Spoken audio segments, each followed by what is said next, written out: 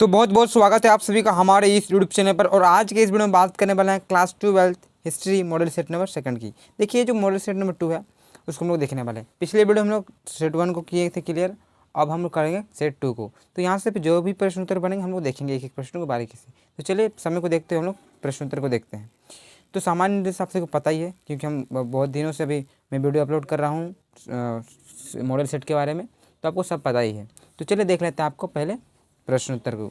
तो सबसे पहले आपको प्रश्न देखना पड़ेगा। तो देखिए आपका कुछ इस प्रकार से प्रश्न में दिखा रहा हूँ, इसके बाद इसका आंसर देंगे। तो देखिए आप इसको स्क्रीनशॉट ले सकते हैं प्रश्न को, और प्रश्न को आप देख भी सकते हैं। अगर आपको प्रश्न चाहिए पीडीएफ तो मैं पीडीएफ दे दूंगा, टेंशन नहीं, कमेंट कर दीजिएगा। तो देखिए सबसे पहले जो प्रश्न पूछा जाएगा, तुज़क एक बाबरी किस भाषा में लिखा गया है। इस प्रकार से आपका प्रश्न है, तो इस प्रश्न को भी वहाँ मैं लिखूंगा और आंसर भी बताऊँगा। ठीक है, तो चलिए देख लेते हैं। स्टार्टिंग में सबसे पहले देखते हैं पहला क्वेश्चन को।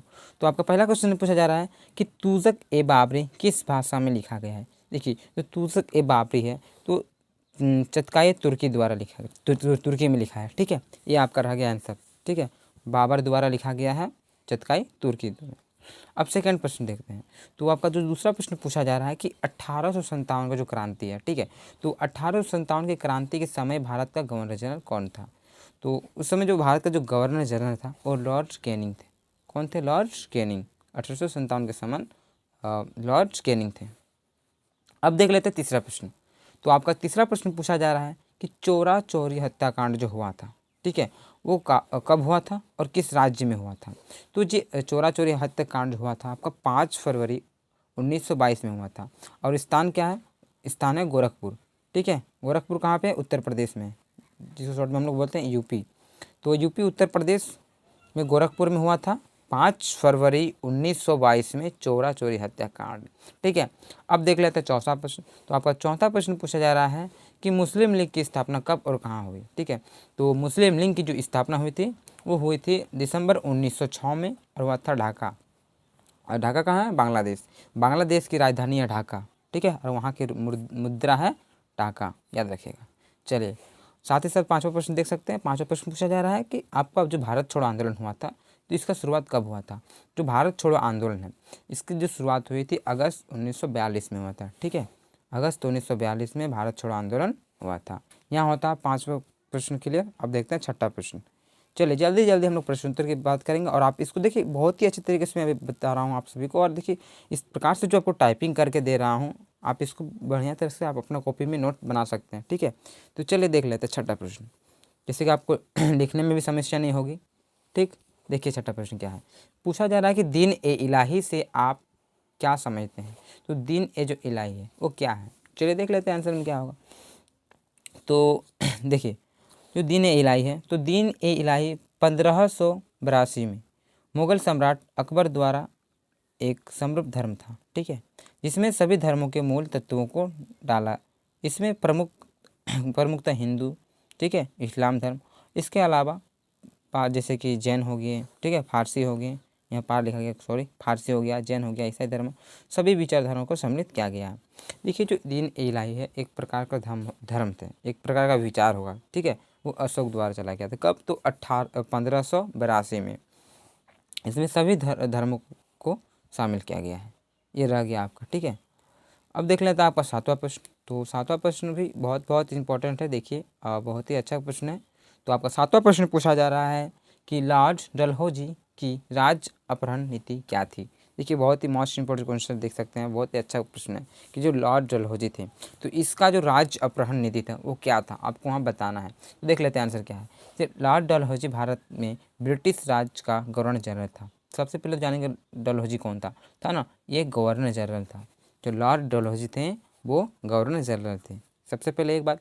और उसका जो प्रशासन चलाने का तरीका था वो साम्राज्यवाद था। ठीक है, उसका जो प्रशासन यानी कि जो चलाने का जो व्यवस्था था, ठीक है, जो तरीका था वो था साम्राज्यवाद के प्रतीक था।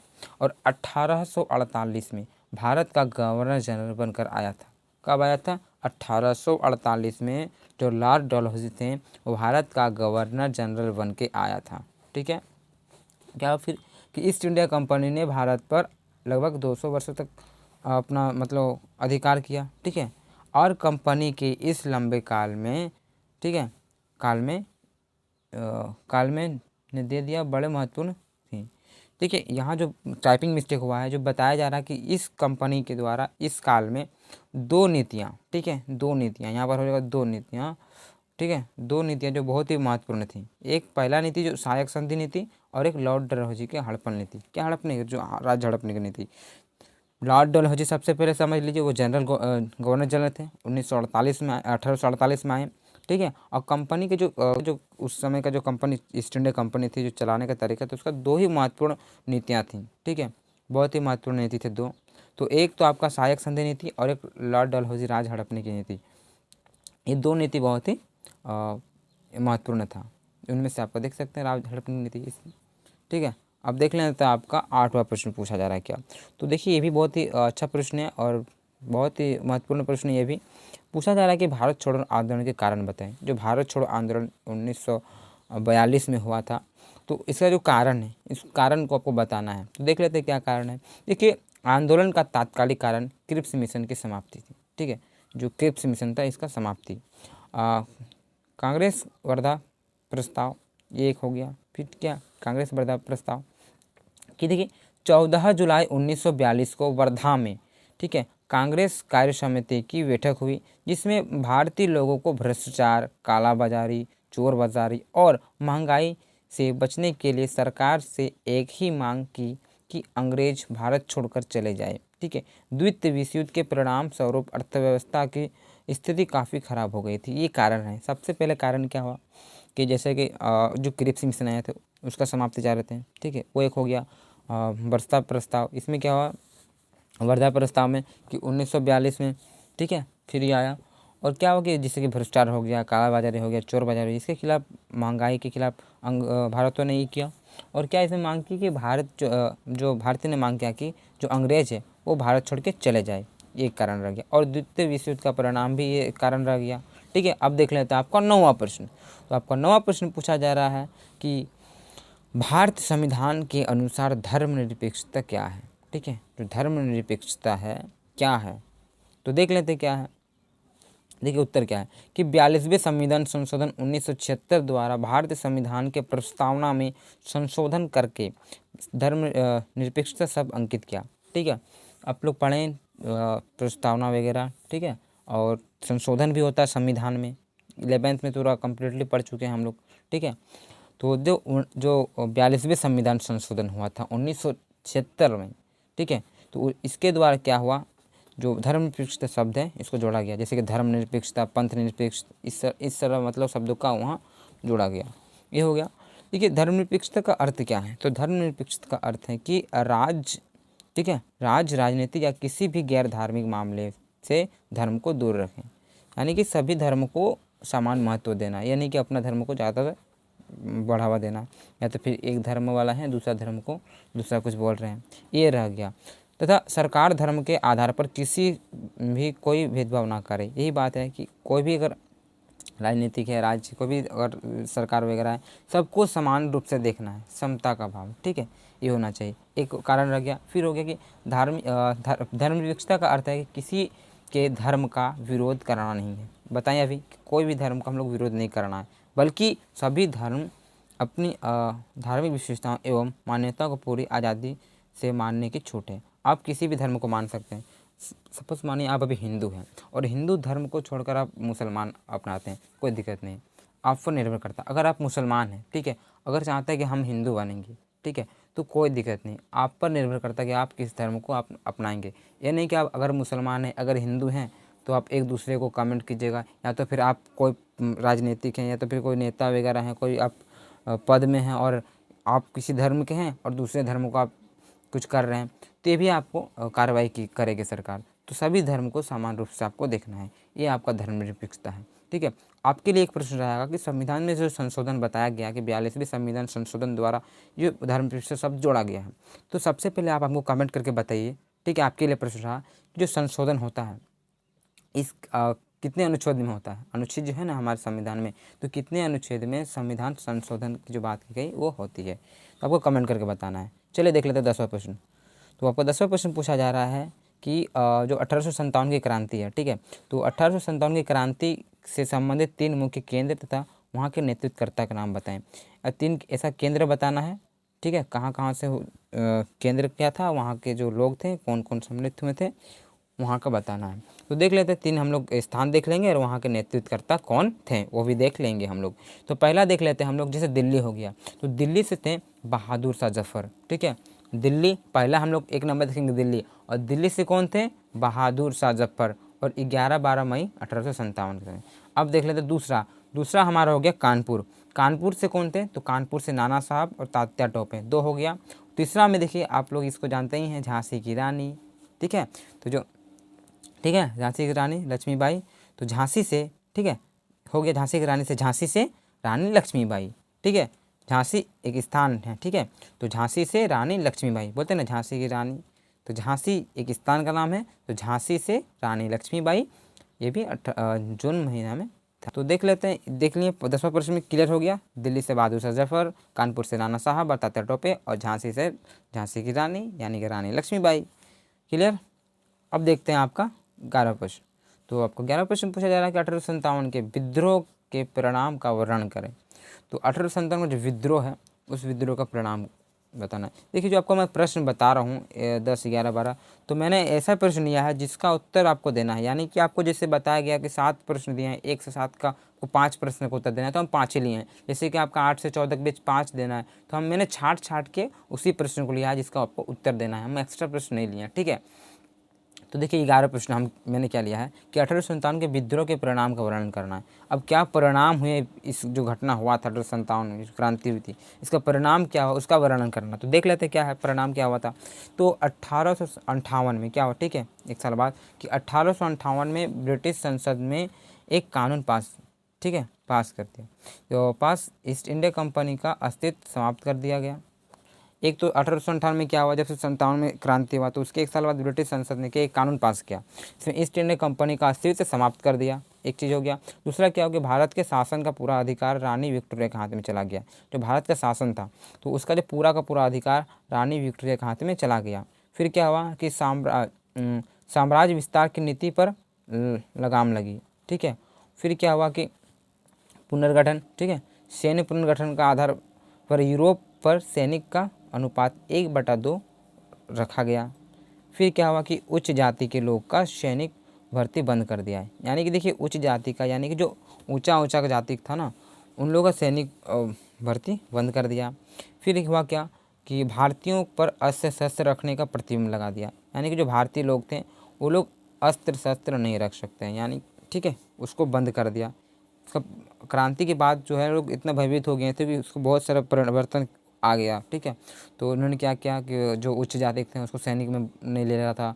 फिर क्या होता, अस्त्र शस्त्र प्रतिबंध लगा दिया, तो वो लोग खुद रखते थे, भारतीयों को नहीं देते थे।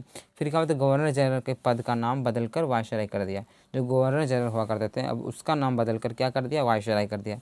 ये हुआ क्रांति के बाद, जो 1857 की क्रांति के बाद ये सारे बात हुए। ठीक है, ये इसका परिणाम हुआ। फिर क्या हुआ कि भारतीयों में एकता की भावना विकास हुआ। ठीक है, भारतीयों में क्या एकता की भावना का विकास हुआ, ये हुआ। फिर तोपखाने पूर्ण रूप से अंग्रेज के अधिकार में हो गए। जो तोपखाने थे ये भी अंग्रेज पूरी तरह से अपने अधिकार में ले लिए। ये हुआ आपका कंप्लीटली आंसर, स्क्रीनशॉट ले सकते हैं, रुक के भी आप वीडियो को लिख सकते हैं। तो 12वां प्रश्न देख लेते हैं।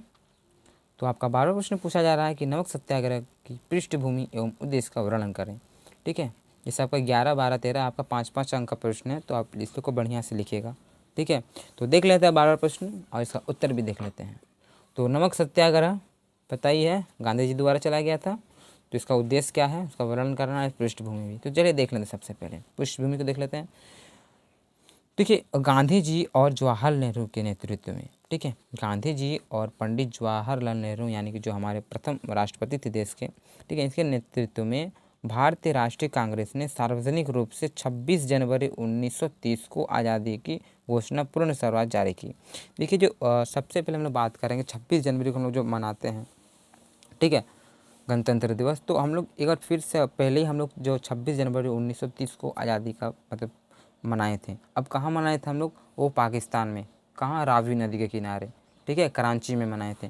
तो ये बताया जा रहा है कि गांधी जी और पंडित जवाहरलाल नेहरू के नेतृत्व में राष्ट्रीय कांग्रेस ने सार्वजनिक रूप से 26 जनवरी 1930 को आज़ादी यानी पूर्ण स्वराज जारी की।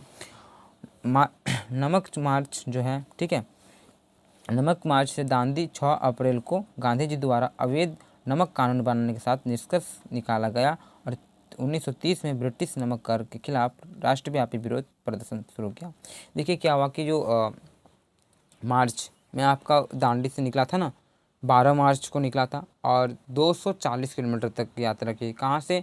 अहमदाबाद जो है हमारा, वहाँ से महात्मा गांधी जो आश्रम था, ठीक है, साबरमती आश्रम से निकला था इसके सहयोगी के साथ में। तो 6 अप्रैल को वहाँ पहुँचे, ठीक है, तट पर, और नमक बनाए और उसका विरोध किया, अंग्रेज़ों का विरोध, ठीक है। ये आपका हुआ निष्कर्ष निकाला और 1930 में ब्रिटिश नमक के खिलाफ राष्ट्रव्यापी विरोध प्रदर्शन शुरू किया। इसमें कई महिलाओं ने ही भाग लिया। देखिए महिला भी इसमें भाग लिए थे, ये बात आप लोग याद रखिएगा। अब इसका उद्देश्य देख लेते हैं, क्या थे उद्देश्य। तो देखिए इसका जो मुख्य उद्देश्य था, तो इसका मुख्य उद्देश्य अंग्रेज़ों द्वारा लागू नमक कानून के विरुद्ध सविनय कानून को भंग करना था। और क्या, दरअसल अंग्रेज़ी शासन में भारतीयों को नमक बनाने का अधिकार नहीं था। क्या होता कि अंग्रेज क्या बोलते थे कि जो भारतीय हैं, भारतीय नमक नहीं बना सकते हैं। इतना ही नहीं, अंग्रेज ने इस नमक पर कई गुना कर भी लगा दिया था। बना तो नहीं सकते, साथ ही साथ क्या कर भी लगा दिया था, ये कारण हो गया। फिर हुआ कि लेकिन जब नमक जीवन के लिए आवश्यक वस्तु हैं। देखिए नमक तो दैनिक रूप से चाहिए हमें, हर एक थोड़ा मतलब दिन में चाहिए, कैसे भी खाना खाएं तो हमको नमक चाहिए चाहिए।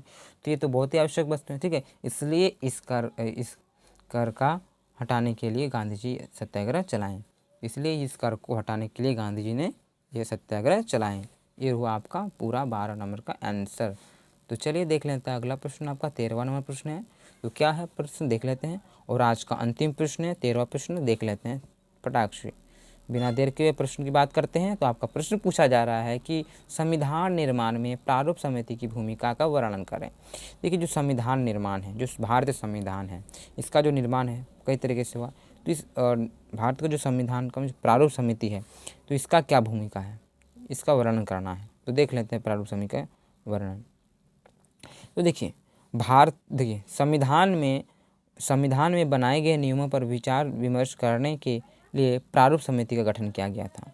जो संविधान है, इस संविधान को जो बनाए गए थे, तो इसमें कुछ नियम थे, कुछ और भी कायदे थे। तो देखिए नियमों का विचार विमर्श करने के लिए प्रारूप समिति का गठन किया गया था। यह सबसे महत्वपूर्ण समिति, और भी समिति थी, उन समितियों में ये सबसे महत्वपूर्ण समिति थी। ठीक है, इस समिति की स्थापना की अगर बात किया जा सकता है, तो इस समिति की स्थापना 29 अगस्त 1947 में हुई।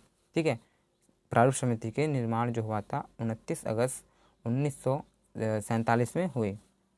यह समिति 7 सदस्यों की, ठीक है, की थी। जो समिति थी इसमें 7 सदस्य हैं, ठीक है, 7 मेंबर्स थे, तो 7 सदस्यों की थी। और इसके अध्यक्ष डॉक्टर भीमराव अंबेडकर थे। जो प्रारूप समिति का अगर पूछा जा सकता है, तो प्रारूप समिति के अध्यक्ष थे आपका डॉक्टर भीमराव अंबेडकर। ठीक है, और क्या हुआ ने अत्यधिक परिश्रम, डॉक्टर भीमराव अंबेडकर ने क्या हुआ, क्या डॉक्टर भीमराव अंबेडकर ने अत्यधिक परिश्रम के उपरांत संविधान का प्रारूप तैयार किया और उसे फरवरी 1948 को संविधान सभा के अध्यक्ष के समक्ष प्रस्तुत किया। ये रह गया आपका एक। ठीक है, अब कुछ देख लेते हैं इसका सदस्य की संख्या। अगर बात की हम लोग 7 सदस्य हैं, उनके नाम देख लेते हैं फटाक से कौन कौन थे। तो पहला आपका सदस्य की बात किया जा सकता है, तो पहला आपका डॉक्टर भीमराव अंबेडकर हो गया, एक सदस्य हो गया। दूसरा गोपाल स्वामी अय्यर, और तीसरा आपका अल्लादी कृष्ण स्वामी अय्यर। चौथा अगर बात किया जा सकता है तो डॉक्टर के.एम. मुंशी, ठीक है, ये थे। और पांचवा सैयद मोहम्मद सादुल्ला, ठीक है, सैयद मोहम्मद सादुल्ला, ठीक है, ये हो गए। छठा नंबर देख लेते हैं, एक एन माधवराव, ठीक है, एन जो माधवराव आए, तो इसने बी.एल.